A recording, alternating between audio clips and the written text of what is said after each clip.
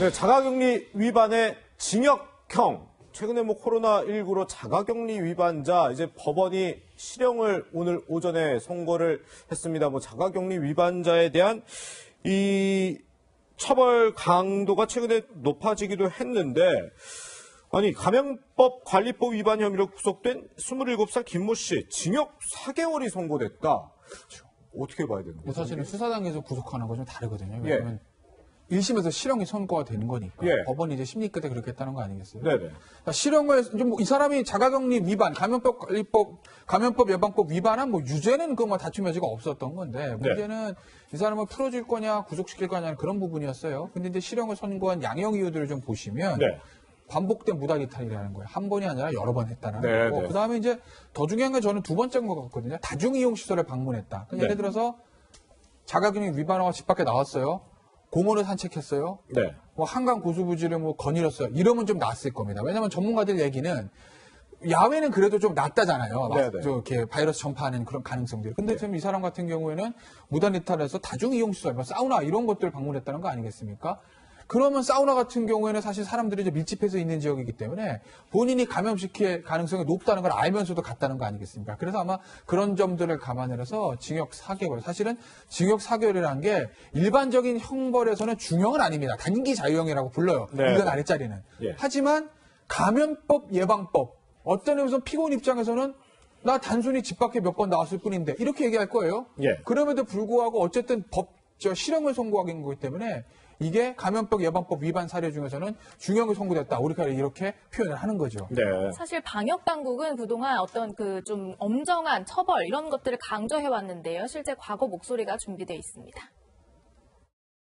오늘부터 자가격리 지침 위반 시 1년 이하의 징역이나 1,000만 원 이하의 벌금으로 처벌이 강화됩니다. 일부 소수는 지침을 위반하여 전체의 안전을 위협하고 사회 갈등을 야기할 위험마저 있습니다. 자가격리자들이 상황의 엄중함을 인식하고 자발적으로 협조하는 것이 가장 중요합니다. 그런데 김 씨가요, 2번이나 무단 이탈을 하긴 했습니다만 동종 전과가 있는 것도 아니고 이번 처벌이 좀 너무 과도한 것 아니냐 이런 의견도 있을 텐데 어떻게 보세요? 일단 사회 안전을 위협하는 행동이잖아요. 그 부분에 대해서는 사실 엄벌의 필요성이 있는 거죠. 따진다면. 그리고 지금 이제 잘 보시면 아시겠지만 한 번 자가격리 상태에서 이탈한 게 아니고요. 2번이나 이탈을 했어요. 그러니까 이탈을 하고 난 다음에 이곳저곳 돌아다니는 사람을 경찰이 가거나 잡아온 거예요. 잡아와서 보호시설이라든가 이런 데로 당신 집에다가 자가격리 했으니 자꾸 이탈하니까 안 되겠습니다. 그래서 보호시설에다 갖다 보호를 했는데 거기서 또 다시 이탈을 하는 거예요. 이건 일종의 이제 좀 악의적이라고 봐야 되나요? 죄질이 안 좋은 거예요. 그래서 사실 이렇게까지 하는 것이지. 제가 볼 때는 물론 지금 이제 거짓으로 인천 학원 강사 같은 경우에는 처음에 이제 한 나흘가량 거짓말을 했기 때문에 확 감염자 수가 늘어나는 현상이 나타났잖아요. 그것도 역시 사실은 죄질이 안 좋은 경우에 해당이 되는 거겠죠. 그러니까 그런 경우 아니고 사실은 격리 상태에서 2주 동안 머문다는 게 쉬운 일은 아니기 때문에 굳이 어떤 범행의 어떤 경중으로 따졌을 때 잠깐 자가격리에서 이탈했다가 들어오는 사람 같은 경우는 이렇게까지 처벌하지는 않을 거라고 생각합니다. 어쨌든 음성 판정을 받았다고는 하지만 이거 음성 판정은 결과론적일 거고요.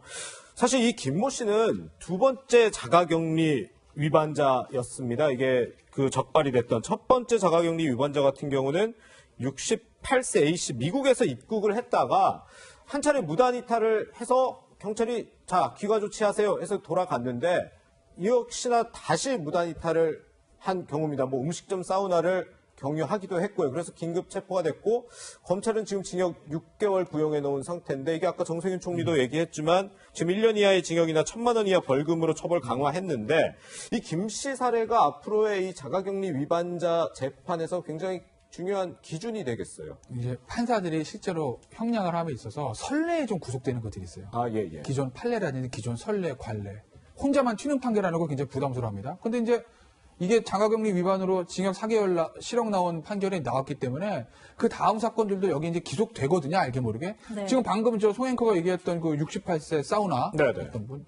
지금 검찰이 6개월 구형하고 수사단계에서 구속됐잖아요. 예. 이 사람도 제가 봤을 때는 한 징역 4개월 나올 거예요. 예. 왜냐하면 어떤 의미에서 보면 오늘 오전에 실형 나왔던 사람보다 죄질은 더 안 좋아요. 예. 보세요.